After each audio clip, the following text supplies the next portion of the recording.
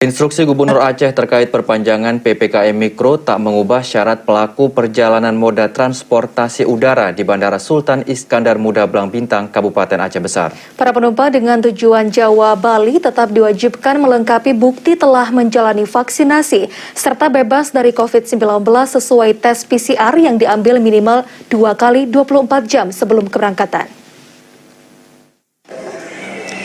Hingga kini syarat bagi pelaku perjalanan moda transportasi udara di Bandara Sultan Iskandar Muda masih merujuk pada Surat Edaran Kementerian Perhubungan Nomor 53 Tahun 2021.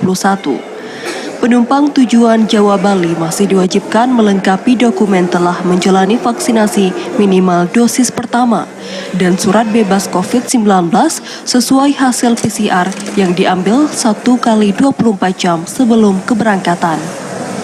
Namun syarat ini tidak berlaku bagi penumpang tujuan Jawa Bali berusia di bawah 12 tahun. Mereka hanya diwajibkan surat negatif COVID-19 sesuai hasil tes PCR yang diambil 2 hari sebelum keberangkatan. Sementara ini memang untuk perjalanan di luar kota Jawa Bali itu masih berlaku untuk antigen. Sementara untuk Genos memang sementara di stop dulu. Kalau syarat kita sesuai dengan PPKM. Jadi PPKM itu kan berlaku di 3 Juli sampai 20 Juli. Tentunya SE dari Kementerian Perhubungan juga dari gugus tugas itu dari tanggal 6 sampai tanggal 20. Tapi nanti kalau memang pun ada perubahan ya kita tunggu dari instruksi pemerintah. Sokani menambahkan adapun untuk penumpang dengan tujuan luar Pulau Jawa Bali, syarat keberangkatan akan disesuaikan dengan mengikuti peraturan gubernur daerah tujuan.